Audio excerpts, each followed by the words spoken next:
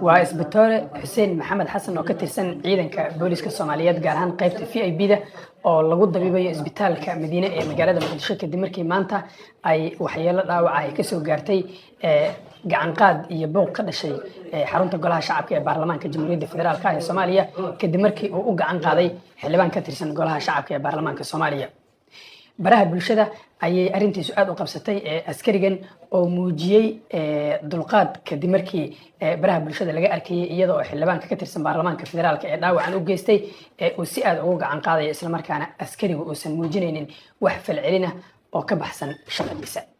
halkan waxaa ku soo booqday mas'uuliyiin ka tirsan dowladda federaalka ah ee Soomaaliya oo isugu jira saraakiisha ugu sareysa ee ciidanka booliska gaar ahaan taliyaha ciidanka booliska Soomaaliya Asad Cismaan Cabdullaahi iyadoo sidoo kale halkan ay ugu yimaadeen xubno isugu jira xildhibaanada labada gole ee baarlamaanka Jamhuuriyadda Federaalka ah ee Soomaaliya iyo golaha wasiirada ee xukuumadda Soomaaliya kuwaas oo alla uga bariyay in uu u boogadhayo dhibkan gaaray isla markaana ay ugu baaqeen madaxda dowladda federaalka ah ee Soomaaliya in askarigan muujiyo dulqaadka iyo deganaanta ay siiyaan darajo loogu abaalgudayo xaaladda uu muujiyay xilliga booqa baarlamaanka uu socday habdhowraha baarlamaanka Soomaaliya iyo xubno isugu jira wasiiro iyo xildhibaan halkan yimid ayaa waxa ay ka xal wareysteen Xuseen xaaladiisu sida ay tahay ugu horeyn waxa hadlay qaar ka mid ah xildhibaanada labada aqal ee baarlamaanka halkan ku soo booqday iyagoona madaxda ugu sareysa dowladda ugu baaqay in askarigan uu helo cadaalad xildhibaanada Soomaaliyeed ee labada aqal ee aad aragtaan inay ilaa saacadan ay halkan u yimaadeen mid labaad waxaan rabaa in aan bogaadiyo askarigaas maanta halyeynimada muujiyay karaamada muujiyay sharafta muujiyay xirfadda sare ee boolisnimada uu haysta muujiyay maadaama isagoo shaqadiisa gudanayo oo shaqada uu qabanaya ay tahay inuu amniga baarlamaanka ilaaliyo oo uu ku jiro xildhibaanka dhibaatada gaarsiiyay isagoo dhiiggiisa la daadinaya aan ka falcelin si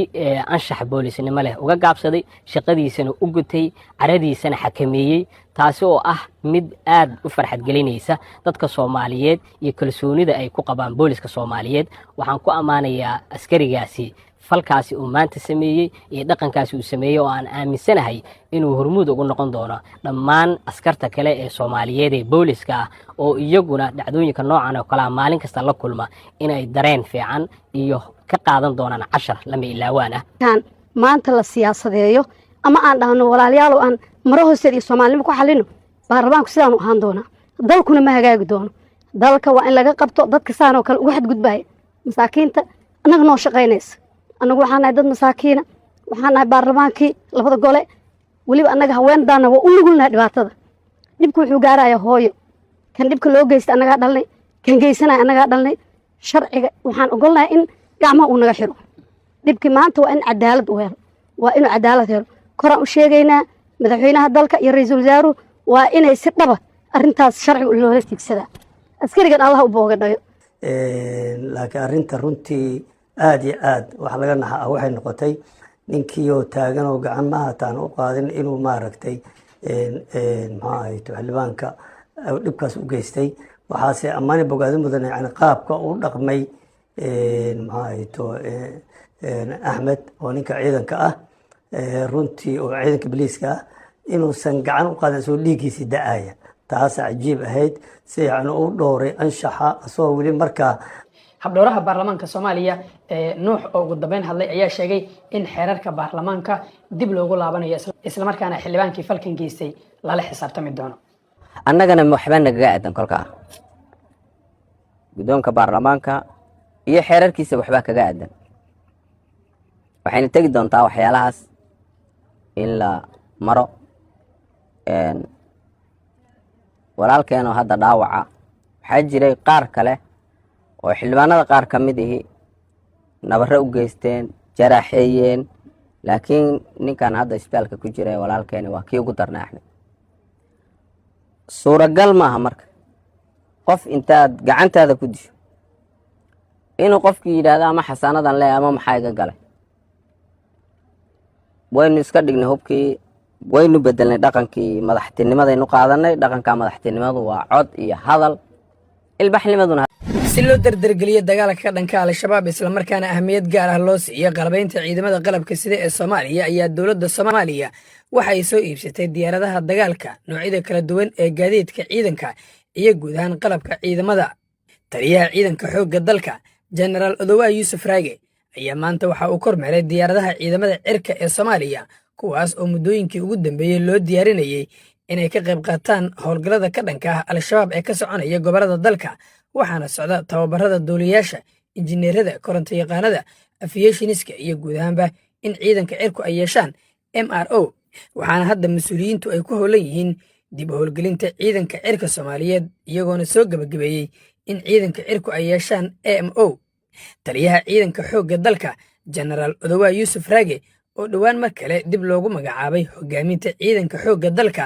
ayaa wada diyaarinta qorshe dagaal oo mar kale dib uga bilowda furimaha dagaalka ee gobollada dalka si ciidanka dowladdu ay u sii wadaan isku fidinta degmooyinka iyo deegaanada dalka ee hadda gacanta ugu jira ururka al-shabaab taliyaha ciidanka xoogga dalka General Odowa Yusuf Raage ayaana bogaadiyey howlwadeenada gacanta ku haya diyaaradaha ciidamada cirka Soomaaliyeed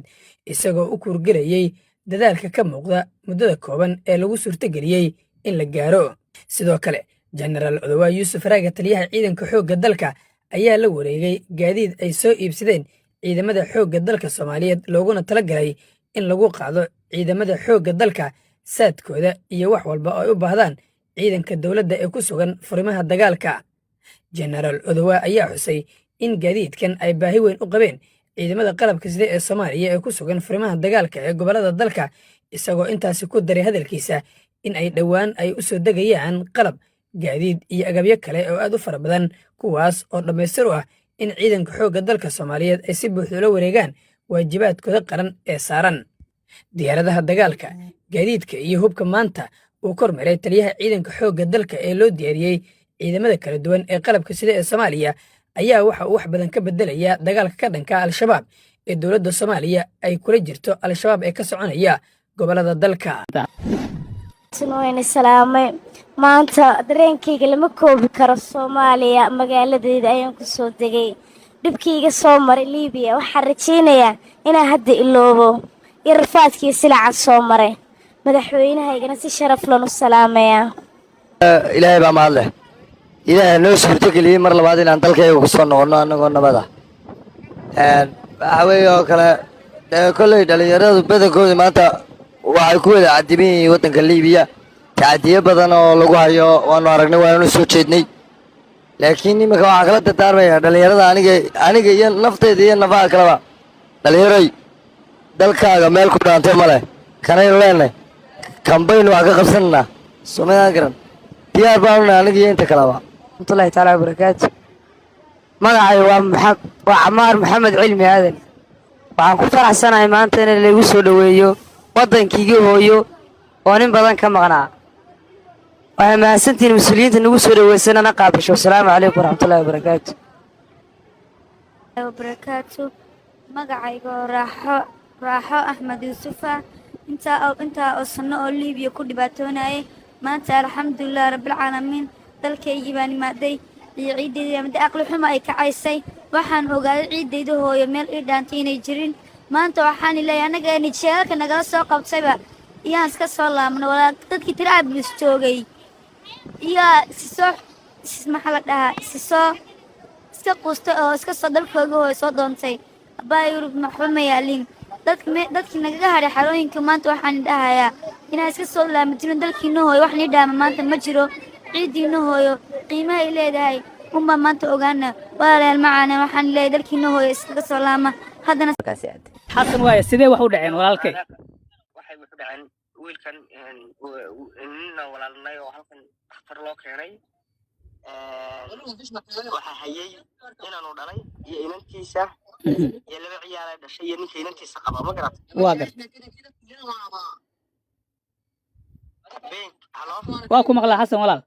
iyo habeenkii markay seexdeen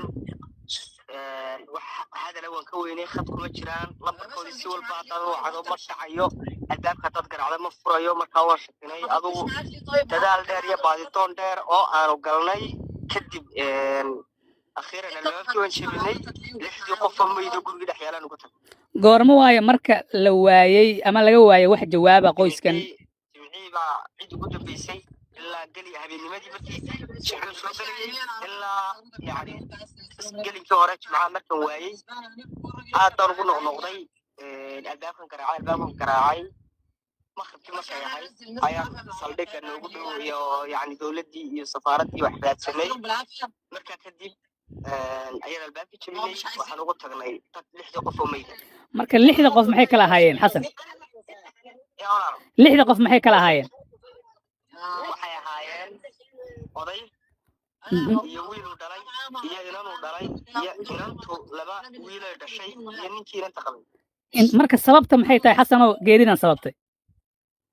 geerida waxa sababtay gaasta oo furan ayay ka seexdeen marka dawladdu way timi dawladda Masar way timi si walba waa loo baaray ilaa caafimaadkii ay yimi waxa la sababay inay gaastaasi guriga ku furantay kadib gaastu markay furantay guriga qabsataa qofka hawadii uu jiidaya dhammaan jirka dhiigga oo dhan bay xidhaysaa akhiiran wadnuhu bay iska taagayo iyo neerfaa adiga marka odayga iyo inanka uu soo gow yahay labada qof baa yara galgashay iyo inan yar mooyaane inanta iyo inan yar bartii ay jiifeen bay ku dhinteen iyo wiilkii hore ee odaygu dhalay qoyskan dhawaan inay Turkiga ka soo guureen ayaa la sheegay arrinta ma jirtaa oo ay mar dhowba yimaadeen Masar qoyska